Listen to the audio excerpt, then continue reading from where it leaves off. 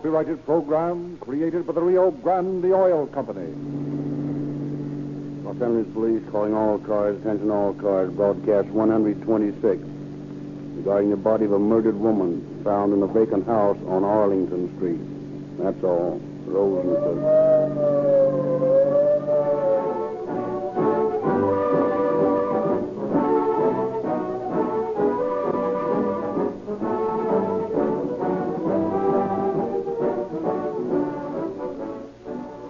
The amazing speed and efficiency of the police and emergency cars operated by the West's largest cities and counties make the best possible advertisement for Rio Grande cracked gasoline.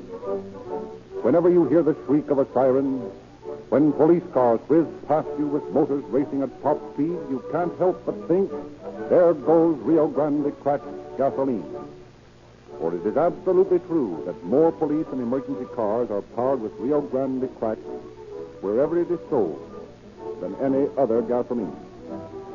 Thousands of motorists have discovered that they can enjoy police car performance in their own cars by getting their gasoline from the neighborhood independent dealer who offers the same tetraethyl-treated Rio Grande cracked gasoline that is used in all police and emergency cars operated by the cities of Los Angeles, Oakland, Berkeley, Maricopa County, Arizona, and many, many others. Careful records of car operating costs kept by the West's leading cities prove that Rio Grande cracked is the most economical and efficient gasoline they can buy. It's thrilling to have such fast-starting gasoline in your car, to enjoy such lightning-like acceleration, to have more power than you need. And it's also comforting to realize that it costs you no more to enjoy police car performance.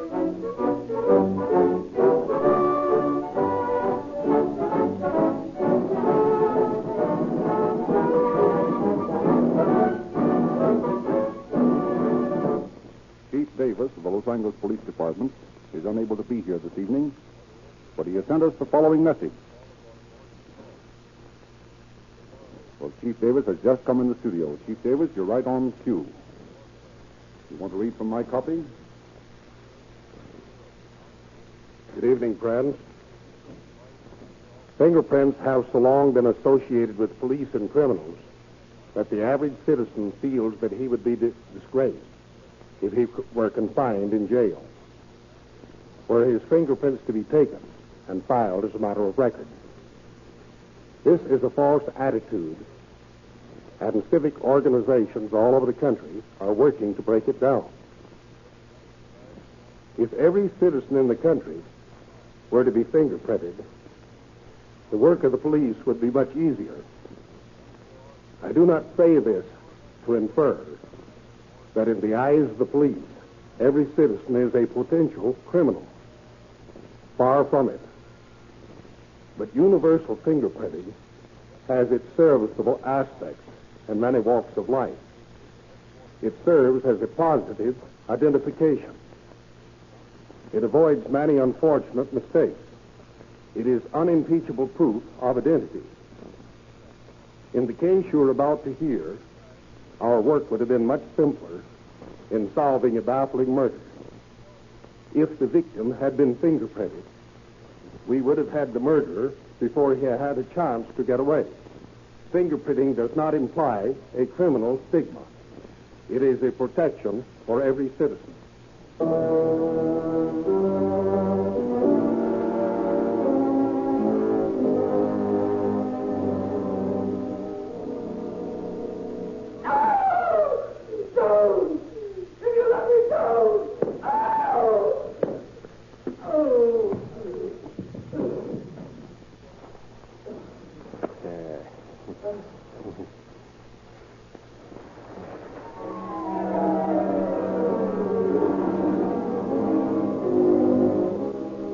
Up to a half-finished house on Arlington Street in Los Angeles walks young Finus Benjamin, son of the carpenter on the job.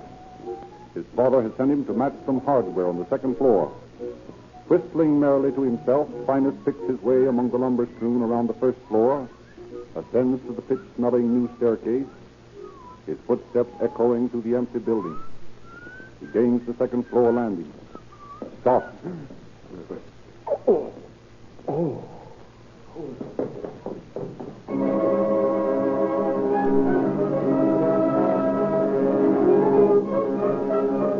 Police, summoned by the horror-stricken youth, quickly drive out to the Arlington house, meet the young man and his father.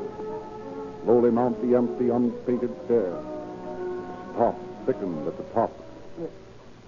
There she is. She's lying on her face. Turn her over, Wendell. Yes, sir. Look, Lieutenant.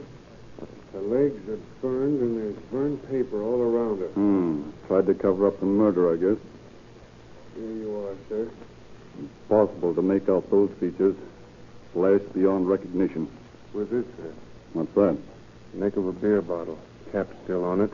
There are blood-stained pieces of the broken glass all around the hallway here. Yep. The murderer must have beaten her over the head with this beer bottle. I've never seen anything more brutal. If that paper had burned, the whole house would have gone up, and there wouldn't have been a trace of the body. Which is just what the murderer planned. But why didn't the paper burn? Oh, you see, it's asbestos paper. We use it in building because it's fireproof. Have you any idea who this woman is? No, sir, I haven't. Who are you building this house for? A finance company. You haven't seen anybody around the place recently. No, sir. You see, we've been working on another job for the last few days. And there hasn't been anybody around here. Well, our first task is to get an identification of the victim. Better phone the morgue to take her in, Wentworth. Yes, sir.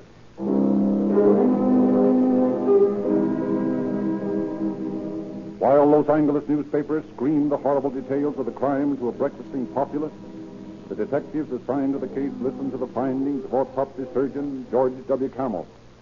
I find, gentlemen, from the condition of the corpse, that the victim had been dead about 48 hours. That would place the murder sometime on May 7th. Precisely. What caused her death? Fracture of the skull. She'd been struck 3 times by a heavy glass object, which broke on the 3rd blow. The murderer will undoubtedly have cuts on his hands from the broken bottle. His hands? How are you so certain that it was a man, Doctor? In my opinion, it would have taken a very giant of a woman to have delivered such a deathly blow. I see. There's another gruesome aspect to the victim's death. What's that? She was still alive when the murderer set fire to the body. How do you know that? Her legs were blistered from the fire. Blisters do not form after death. I believe she had lived for 3 or 4 hours after the attack. Anything else, Doctor? Nothing, except that the autopsy shows that this was really a double murder. I see. Thank you very much, Doctor. Not at all. Good day, gentlemen. Good day. Well, boys, here's the setup. We've got a brutal murder, a mutilated corpse, and not a single clue.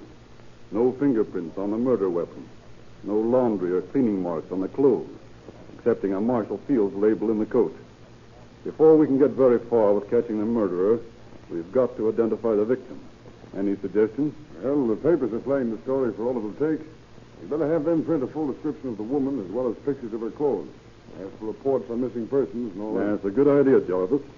We'll send the same information to Chicago police on the hunch that label in her coat means she came from Chicago. As soon as the story's printed, we'll be swamped with tips and clues. Most of them, maybe all of them, will be phony. But I don't want you boys to overlook a single one of them. It's going to mean long hours and hard work. But you must not fail. Right.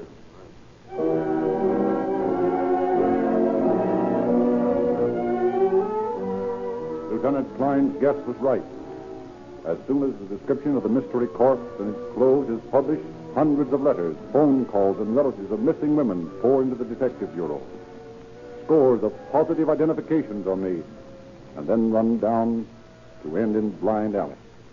Dozens of spite letters and cranks messages are followed through, investigated, dismissed. The detectives work from early morning until long after midnight, sifting the plethora of rumors, tips, false clues. And daily the mystery deepens. The identification of the mangled corpse becomes less likely. A fruitless week goes by, and then the officers return to their original clues. Let's look at the clothes again, even though there were no identification marks on them. Take these shoes, for instance. Notice anything peculiar about them? No. Just another pair of brown shoes. Yes. But look here. These shoes have had new heels put on them recently. If we could find the shoemaker who did that work, it might give us a lead. Yes, it might, but good Lord, man, think of how many hundred shoemakers there are in Los Angeles. It makes no difference. We've got to check them all. Okay. And look at this hat.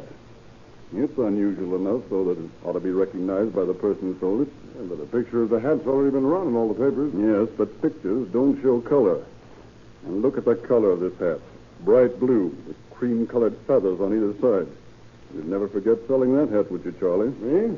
I wouldn't sell it. I'd throw it away. Well, we've got to canvass every millinery store in town and see if we can trace our victims through her hat.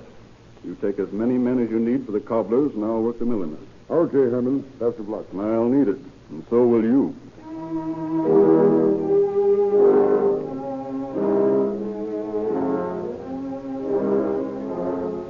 For days, Jarvis and his squad of men interview shoemakers searching for the man who put the new heels on the unknown woman's shoe. And for days, Klein, embarrassed, feeling out of place, enters millinery shop after millinery shop with the blue hat under his arm. Finally, in a shop on South Broadway. Oh, good afternoon, sir. Could I show you something? No, I'm from police headquarters, and I'm trying to find out where this hat was sold. Did you ever see it before? Why, no, I haven't. Oh, of course I have. You have? Where? Mm-hmm. Why, there was a picture of it in the papers, wasn't there? In connection with the Arlington Street mystery. Yes. Well, that's where I saw it. Oh.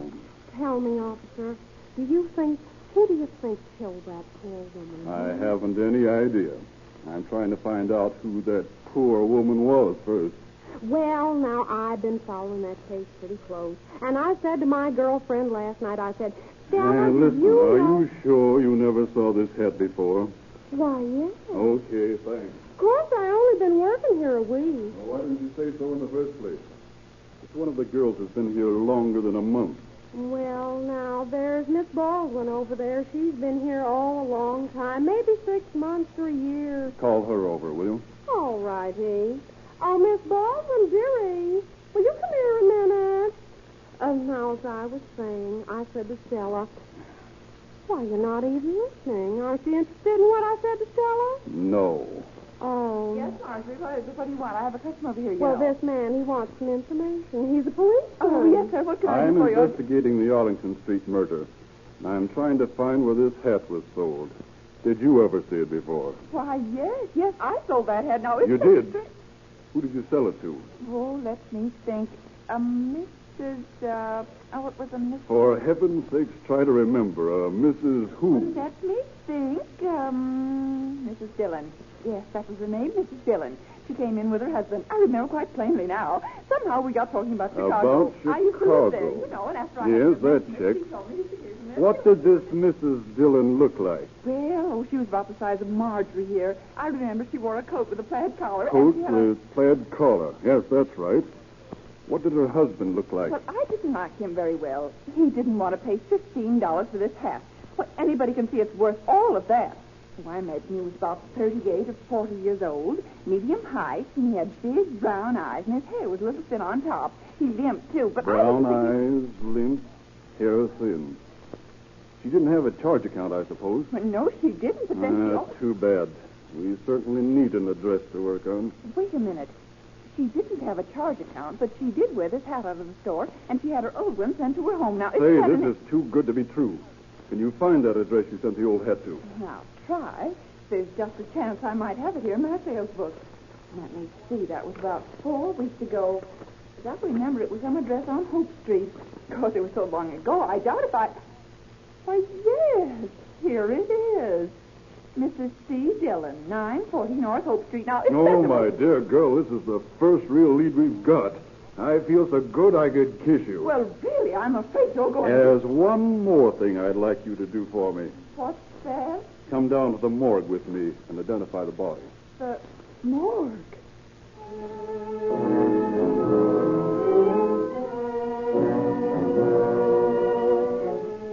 At the morgue, Miss Baldwin positively identifies the body of the woman she knew as Mrs. Dillon. Klein at once calls in his partner, Jarvis, and the two of them go to the address on Hope Street. Here's 940. Yeah, it's like a rooming house. It is. See, here's a sign by the door. And I certainly hope this isn't another wild goose chase. No. I got a feeling we're on the right track at last. Yes? Are you the landlady? Well, I'm taking care of the place just now. Who owns it? My mother and father, but they're out of town for a while. And what's your name? But why do you ask? Who are you? Police officers. We're investigating a case. Oh, I see. Won't you come inside? Thank you. Have a seat, please. Thanks. Now, what's your name? Inez Thompson. Miss Thompson, did a Mr. and Mrs. C. Dillon rent rooms here recently? Yes, they did. When? Well, let me look at the register here. It came in on April 27th. Ah, they still here? Oh, no, they left a couple of weeks ago. On what date, to be exact? On May 7th. May 7th. That's the date of the murder. Murder? Yes, we're investigating the Arlington Street mystery. But you don't think that Mr. and Mrs. Dillon... We don't think anything. We're just trying to find out. Did Mr. and Mrs. Dillon check out together? Well, that was a little strange. I was out on the night they left. I went downtown with my beau and didn't get home until 10 o'clock. When I got back, I noticed that the Dillons' door was open and that their baggage was gone. But they'd left the money for the room rent on a table. Did they leave any note? No, just the money. Didn't it occur to you that their departure was rather abrupt? No, I didn't think anything about it. Mrs. Dillon had told me that they were just out here from Chicago and they were looking for a house. They hadn't even taken their trunks out of storage. Did she say where the trunks were? At the depot. She didn't say which one. And what did this Mrs. Dillon look like, Miss Thompson? Well, she was about my height, a little stout, had light brown hair and blue eyes. I guess she was about 35. And her husband, what was he like? Well, I only saw him a few times. He was a little older than she was, and he walked with a limp. If my father was here, maybe he could tell us more about him. And where can we get in touch with your father? He's in Washington, D.C., staying at 1052 G Street. We'll get in touch with him right away.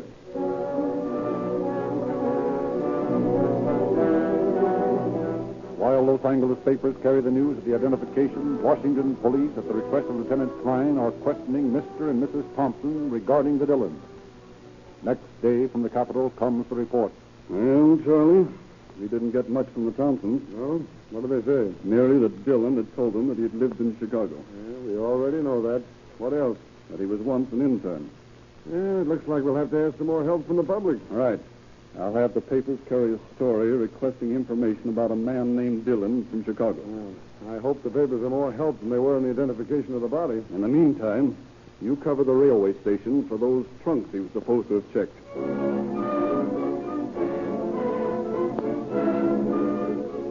The published request for information about a man named Dillon has immediate and concrete results. The next day, the story appears. A man calls upon Lieutenant Klein at headquarters. Lieutenant Klein? Yes? I've come to see about this Dillon fellow you're looking for. Yes? On April 30th, I showed Mr. and Mrs. Dillon a house that was renting out in Glendale. You did? What did this couple look like? Well, the man walked with a limp. And the woman wore a blue hat with cream-colored feathers on it. Why, yes. That's the couple. What happened? Well, Mrs. Dillon seemed to be very pleased with the house. She wanted her husband to buy it, but he seemed to be in ugly mood, refused to consider it. Asked him what his objections were, and he growled at me and said it was her idea to buy a house, not his. They didn't seem to get along very well together. I don't know, Trace. Oh, I beg your pardon. I didn't know you were busy. That's all right. Come in, Charlie. This gentleman was just giving me some information on Dillon. Yeah? Anything hot? Well, I don't This know. gentleman showed Mr. and Mrs. Dillon a house in Glendale.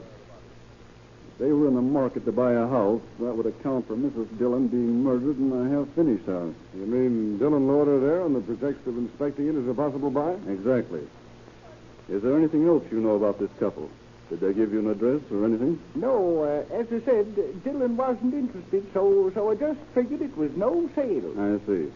Well, I want to thank you for coming in with that information. It's quite all right. Here's my card if I can be of any further help. We'll call you if we need you. Thanks. Good day. Good day. Now, what's on your mind, Charlie? I found the trunks You have? Well, where are they? in Chicago. Oh, you've been to Chicago since lunch, huh? Oh, stop kidding. Listen, I traced them to Chicago, see? Oh, They arrived from Chicago on April 21st on Dillon's ticket, and the checks number 61514 and 5.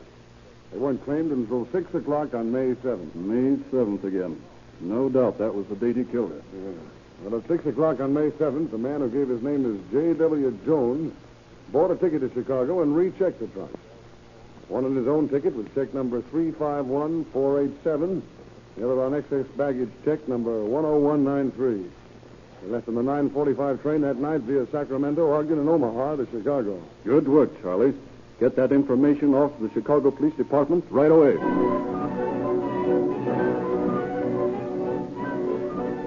Upon receipt of the Los Angeles officer's information regarding the trunk check, the Chicago police immediately sets to work on the clues. Captain of Detectives Halton traces the trunks from the baggage room of the depot to the residence of C.C. Dillon at 5420 Evanston Avenue, Chicago. A faded little woman answers the door when Captain Halton arrives at the house. Yes, Is this the residence of C.C. Dillon? yes. Is Mr. Dillon at home? Oh, no, I'm Mrs. Dillon. What can I do for you? You're Mrs. Dillon. Oh, yes. What's so surprising about that? Nothing. How long have you been married? I don't see why I should answer such questions to a perfect stranger. I'm from police headquarters, and I'm making an important investigation. It would be wiser to answer my question. Police headquarters?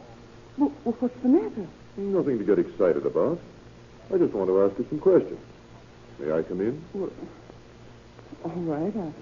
I'm sure I have nothing to hide. I suppose you may as well sit down. Thanks. Now, Mrs. Dillon, how long have you been married? 10 years. You've been married to Mr. Dillon 10 years? Yes. Mr. Dillon just returned from California, didn't he? Yes. What was he doing out there? He was on a business trip. He brought some trunks back with him, didn't he? Yes. I'd like to look in those trunks. Well, I don't see why I should let you. It would be better, Mrs. Dillon. If you have nothing to hide, then everything will be all right. But they're my husband's trunks. There's nothing in them that would interest you. Perhaps I am the best judge of that. Where are the trunks? In the hall here. They're not even unpacked yet. Oh, I see. Have you got a key? I think they're unlocked. Oh, so they are.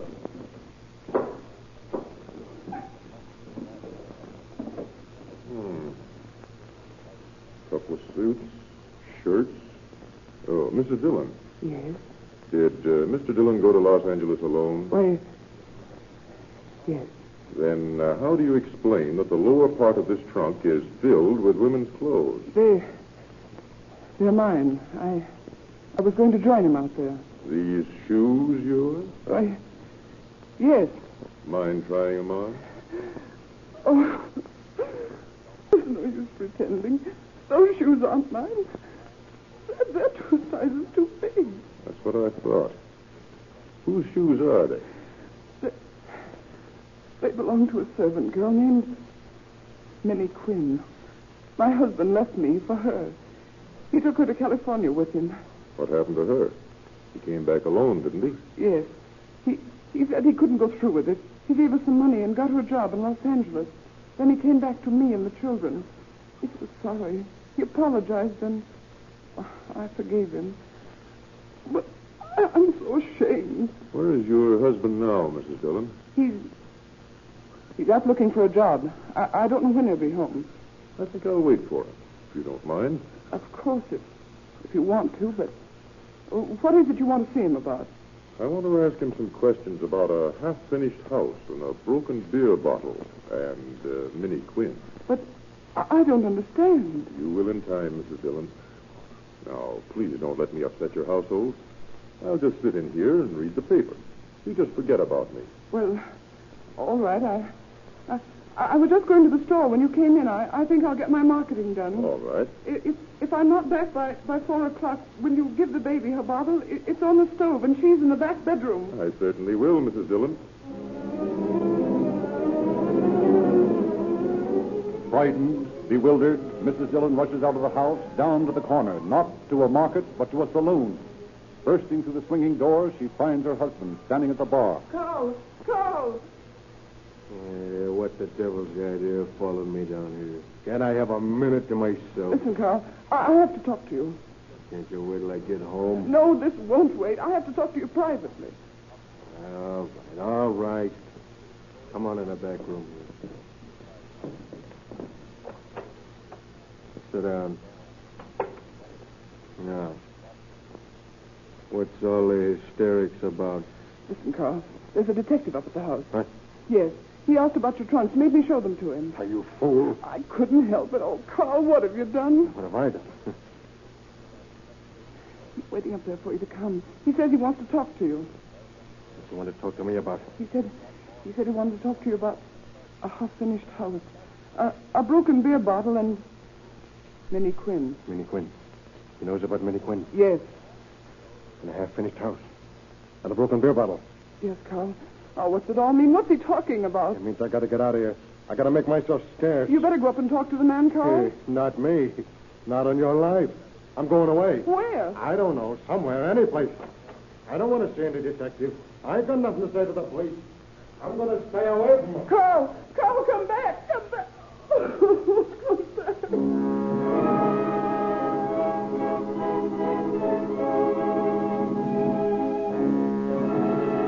Terrified, Dillon wanders aimlessly through the streets of Chicago until late at night. Then he boards an interurban car, and a little later finds himself in Evanston, Illinois. Blinking along in the shadows through dark alleys, he finally arrives at the tracks of the Northwestern Railway. For a half hour, he stands fascinated at the faint reflection of the signal lights on the highly polished rails. Then, from a great distance, comes the whistle of the Chicago Limited. Dillon tenses, his throat dry, his hands moist with the sweat of fear. That distant whistle is his summons. Horror roots him to the spot. Fear sends sharp, hot pains through him. Nearer and nearer, the increasing roar of the approaching Limited. The throb of his destiny. The reflection of the red signal light on the rails becomes the face of Minnie Quinn, leering at him, mocking him. And then the Limited swings around the curve for the straightaway, and the huge headlight of the locomotive blots Minnie Quinn's dancing face from the rails. And instead, its relentless roar bursts into Dillon's brain, forms words, screams. No! No! Will you let me go? No! No! Will you let me go?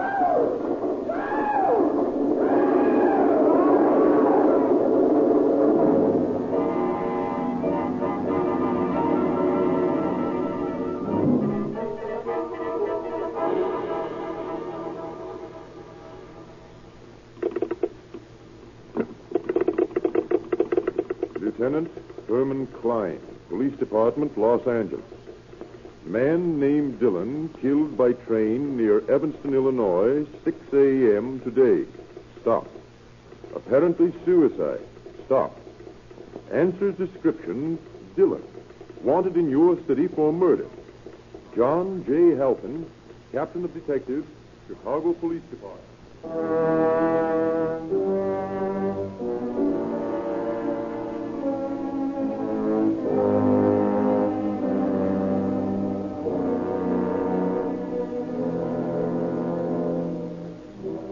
For further information about the true police cases dramatized on these broadcasts, we refer you to the Calling All Cars News, a fascinating illustrated publication given away free wherever Rio Grande cracked gasoline is sold.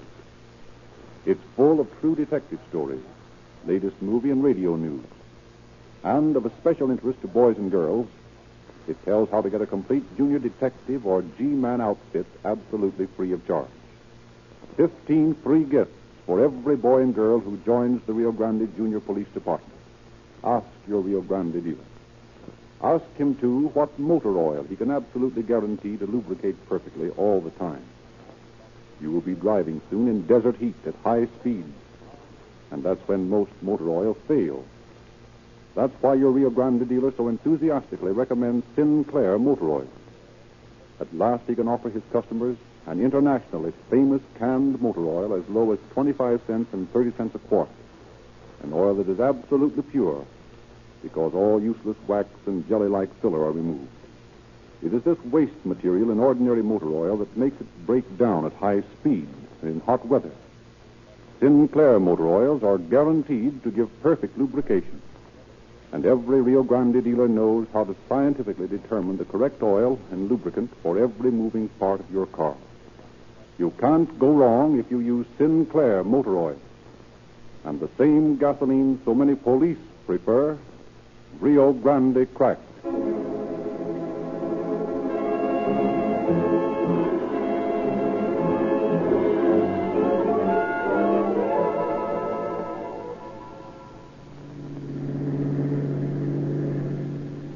Los Angeles Police calling all cars, attention all cars, a cancellation of broadcast 126 regarding a murder on Arlington Street.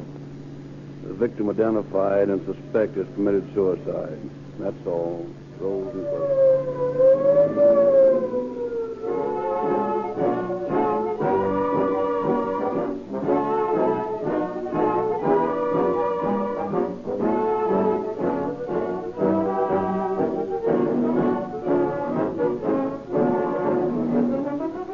This is your narrator, Frederick Lindsley.